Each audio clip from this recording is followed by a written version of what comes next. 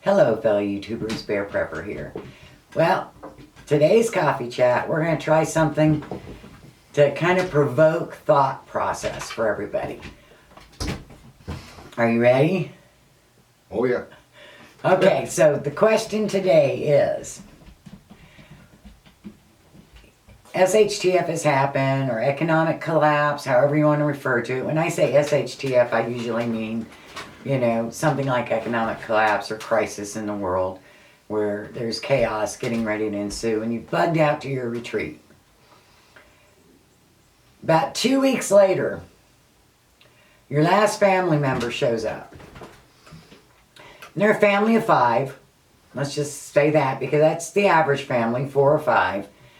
And they show up with the in-laws' family to a total of 15 people. What do you do?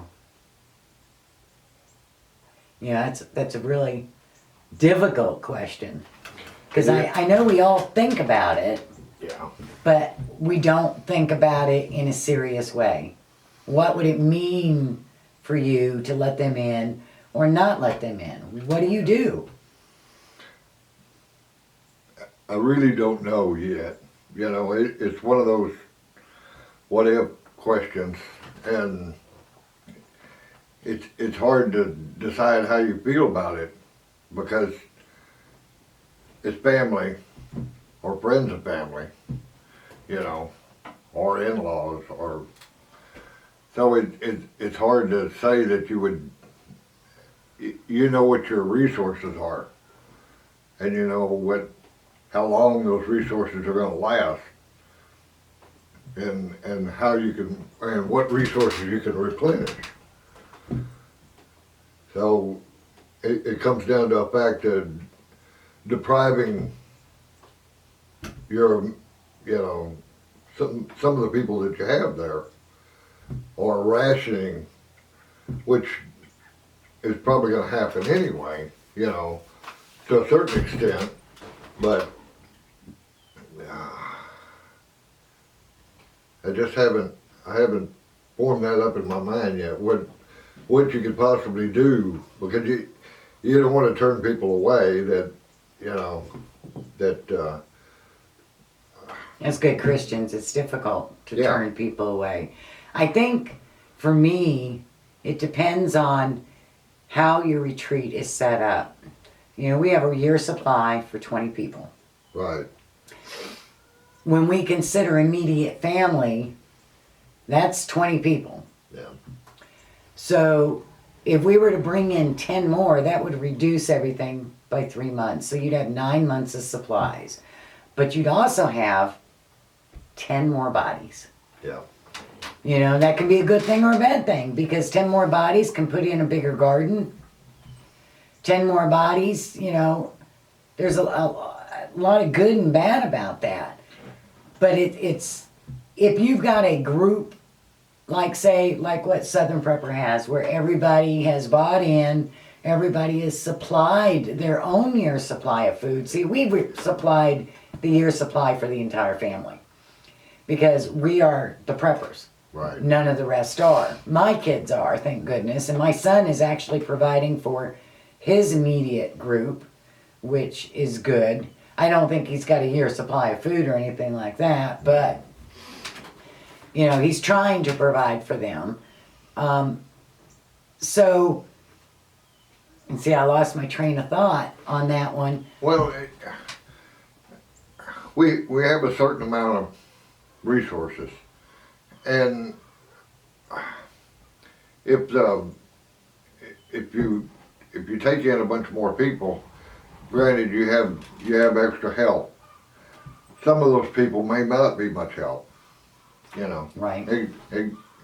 Even some of your family may not be much help because of age or disabilities or whatever. But you're going to take care of them. I still think it depends on the situation. If everybody Yeah. bought in a year's supply, you would have to take it to the group. They would all have to decide to give up some of their rations. That was my other thought was, did you have a consensus, I guess, among the people, or you have somebody that, like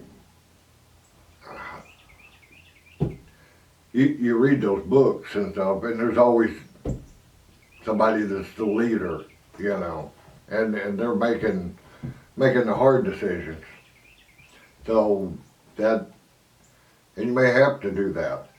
Kind of like what we've done. We've kind of said that I will not ever be the person to decide who we give food to. Yeah. Because I have a very generous spirit, and I would give the shirt off my back for someone in need. And I know that about me. Whereas my son is more pragmatic. Yeah. Get the word right.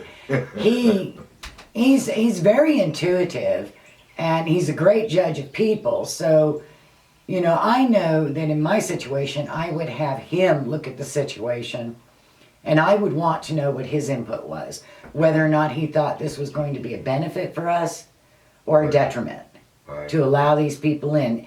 And unfortunately, I think he would have to be the one to say no, because I don't think you or I could.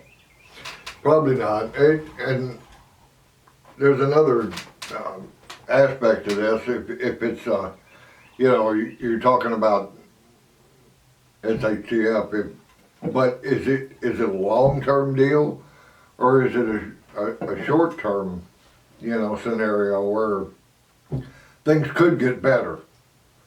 So you would weigh heavily on your decisions about Very taking good in a point. bunch of people when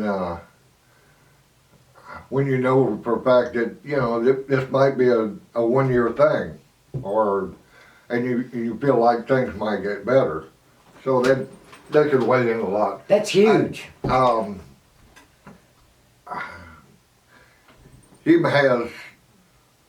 We have in our prepping care packages, I guess you'd call them, for people that come by, but you're not going to let them in, but you're not going to turn them away hungry or if they're in real need. Yeah, and I think you do need to consider that, because I think we all think that we could turn everybody away. But I'm sorry, if there's a mother with kids, Yeah. I can't imagine anybody in our group willing to turn them away with nothing. It's just not how we're made. We're a very giving group. We're very compassionate, and which might be to our detriment. I really don't know. Yeah. It could really hurt us, but that's a risk I have to take. Yeah, it's like any of those scenarios that you say. You don't really know for sure sometimes until it actually happens, and if it truly was a catastrophic deal, your whole attitude may change a little bit. Yeah, depending on how the world reacts. Right. Because that will influence you tremendously. Yeah. If chaos ensues and people are trying to steal from you, Yeah. then you are actually going to become more guarded and less likely to help.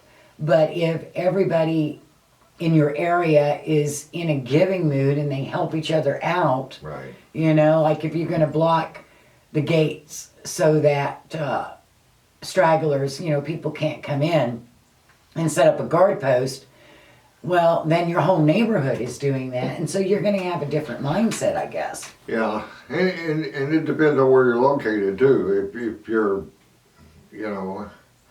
if you're in, depends on where your safe zone is. If it's close to something else, you may have a lot more trouble with that, larger populations and all.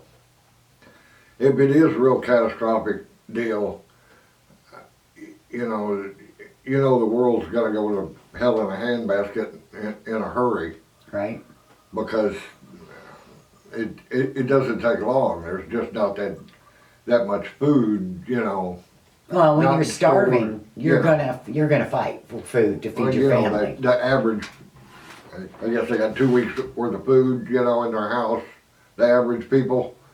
So, you know, it won't take long for things to deteriorate quickly.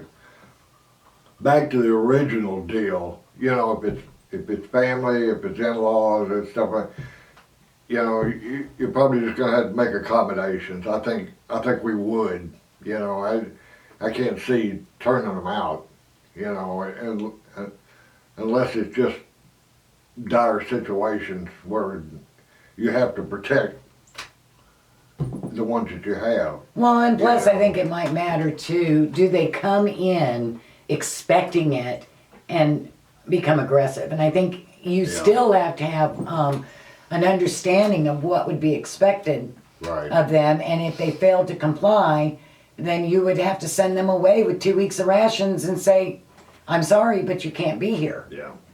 You know, the only problem with that is once they've been here, they know your setup, they know your schedules, Right. you know, they know where your weak points are. And so you run into that too. So do you really send them away? But you have to have some sort of way to get rid of those that are negatively affecting your group. Yeah. But I can't see us sending them away. Not for me at least. I think, and that's one of the reasons why I bought that tent.